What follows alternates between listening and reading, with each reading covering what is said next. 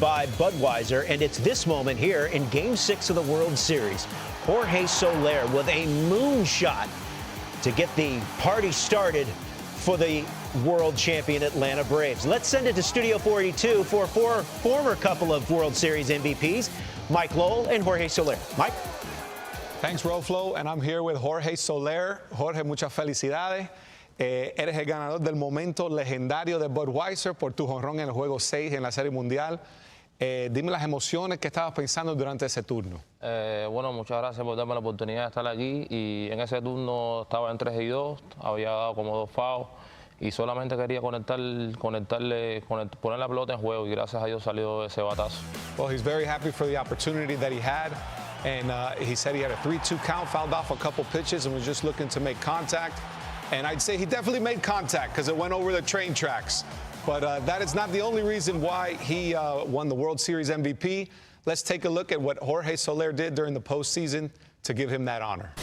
Jorge Soler, what a pickup he's been for this Atlanta team. How about that start to the World Series? Soler will take the trip. Braves take the lead. That's some Soler power right there. Goodbye. Soler with a monster blast. Whoa! What a display of strength. The World Series MVP, Jorge Soler. Well, we're going to get right into the first at-bat of the World Series, and Jorge Soler was leading off. Jorge, el primer turno de la Serie Mundial. Había mucha gente que pensaba que Eddie Rosario iba a ser lead-off. Te lo dieron a ti. ¿Qué era la mentalidad tuya empezando ese juego? Bueno, en ese juego, como bien me estaba diciendo, me pusieron de primer bate y estaba enfocado en hacer buenos contactos y llegar a primera.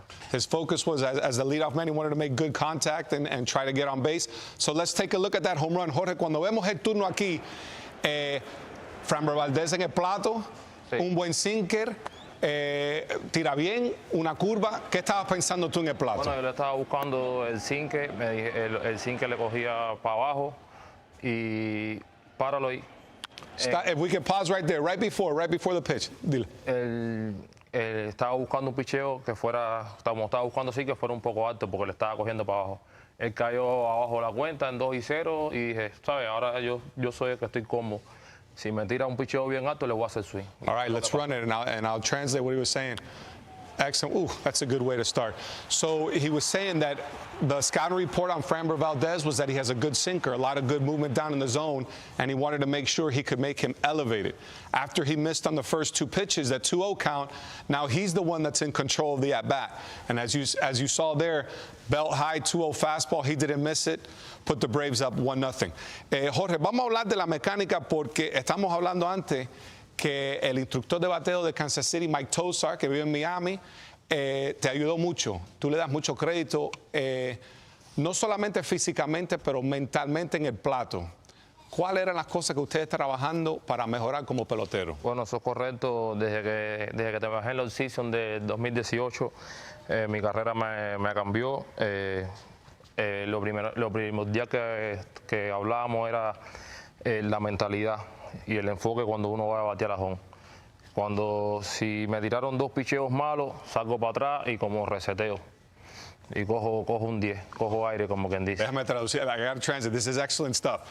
Mike Tosar is the minor league hitting coordinator, is the hitting coordinator for the Kansas City Royals, and after the 2018 season, Jorge got together with him.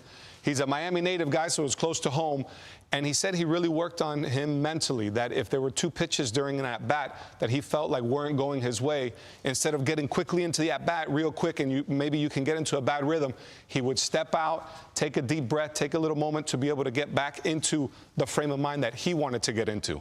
Entonces, después que uno coge ese paso, tú entras. Estás como en cero, como quien dice, empezando otra vez. Okay. Lo segundo que me habló fue del swing. Yo tenía el swing, me salía muy por fuera y daba mucho rollover. Y empezamos a trabajar de tirarle más la bola con los brazos más encogidos por dentro. Me decía que yo tenía fuerza, que aunque me llamearan, las bolas iban a caer. Second thing, first it was the mental part, and the second thing was the physical part. He said, big, strong guy, he would get the tendency to get his arms out, and he would kind of roll over when you get your arms out. So it was more the path of the swing to keep his hands inside the ball. Big and strong guys we could see, and Tosar really wanted to accentuate that even if he got jammed a little bit or got beat a little, he's strong enough to be able to hit those balls, especially the opposite way, with damage. Ok, entonces, la base. Otra cosa, porque yo sé que a Toza le gusta decir que uno está atrás. Él habló contigo sobre la base. Sí, lo otro fue todo el tiempo atrás de la pelota. Al principio yo bateaba, me tiraba, cuando cargaba, me iba mucho para adelante. La cabeza. La cabeza se me iba para adelante. Y eso hacía que perdiera también el control del bate. Ahora yo estoy tratando como, cuando tú coges una pelota, ¿cómo la coges? Así. Como así atrás de la pelota. Es lo mismo que yo trato de hacer con el bate. Trato de cuando le voy a tirar la pelota, estar con la cabeza atrás, no adelante. Y así me da tiempo a reconocer más el picheo. Y te da más tiempo. Ajá, el punto de contacto no siempre es tan adelante. Third thing, great stuff, was his head. He wanted him to keep his head behind the ball. He compared it to when you're playing catch. We don't play catch chasing the ball. You want to catch the ball with your head behind it. So when he's at the plate, he said he wanted to have his approach. Obviously, he's right-handed. That when he was going to take his swing, his head was behind his bat, but really accentuating that because if your head starts moving forward, not only do you make the ball move, but then your mechanics break down and it doesn't put you in that perfect position to make the contact you want.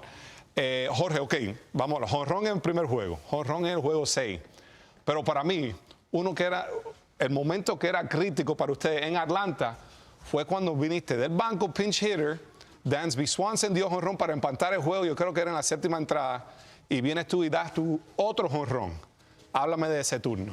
Ese juego del segundo inning estaba haciendo swing en el cage. En todos los innings me iba a hacer el swing en el cage para estar caliente.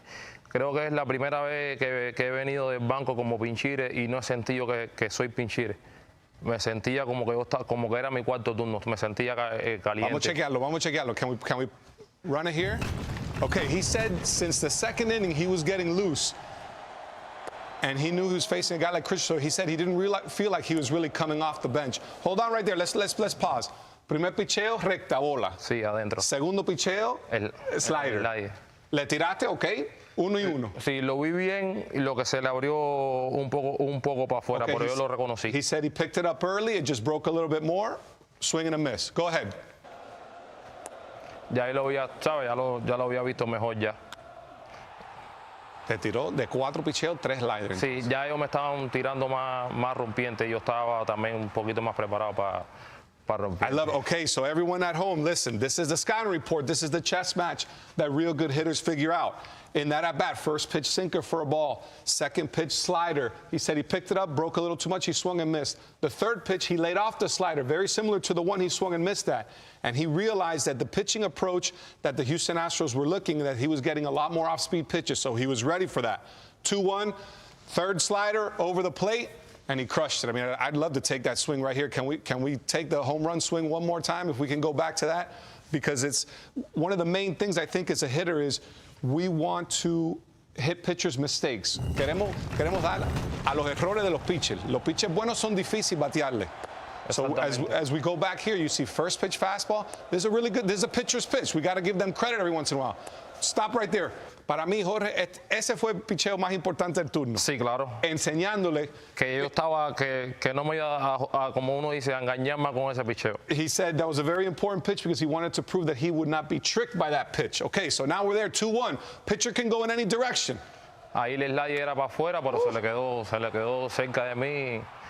Y pude conectar y gracias que tu compatriota compatriota mío ahí que no pudo sacar el guante. His fellow Cuban in left field, Jordan Alvarez, didn't make a play on him.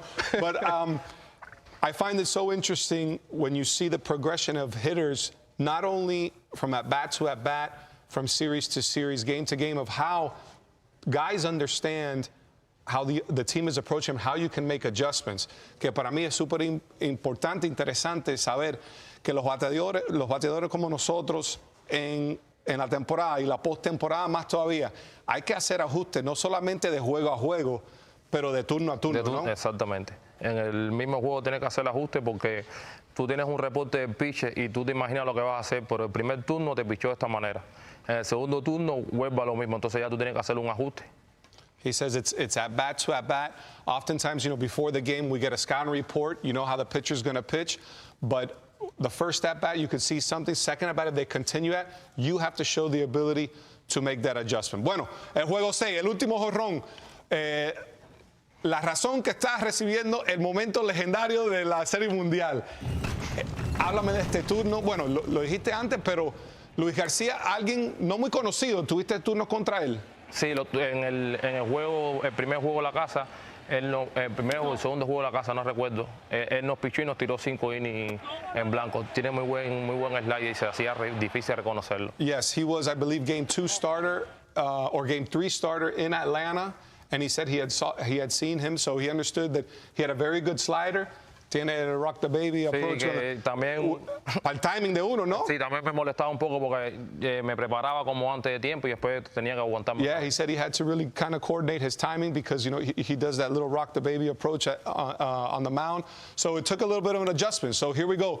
Aquí 3-1, 3-2. Slider, de nuevo. Y en ese turno el mío era que me tirara la recta alta. Si me tiraba recta alta, yo lo que quería solamente era como darle foul, porque me había también tirado un core como alto que se veía bueno, pero le cogía para el lado. Keep pausing there. He said he was very aware of his fastball up because he had thrown him a cutter earlier in that bat, and it really had good movement. So he wanted to be able to at least fight that off, foul it off, and maybe, you know, live for the next pitch. Jorge, 3-2.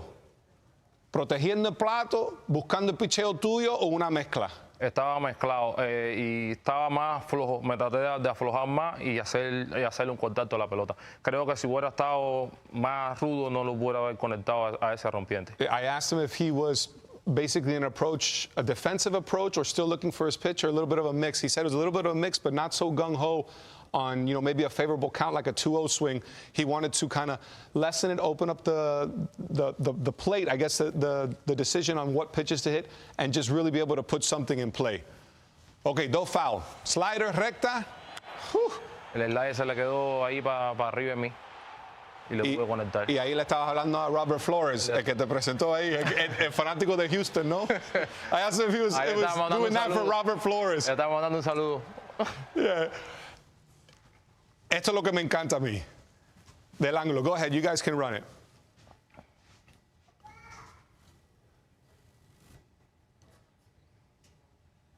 La cabeza, perfecto. Todo en control, sí. Wow. Okay, take this back. Let's look at his head from the beginning. You can take it back quick, always to his setup. Look at the head, how it starts before the load. When his foot goes down, go ahead.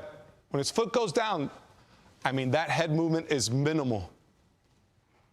Eso es súper importante. Sí, claro, porque mientras menos mueves la cabeza, la vista no te... He says that's a very big point for him because the less head movement you can make, the less movement that ball's going to make when it's coming.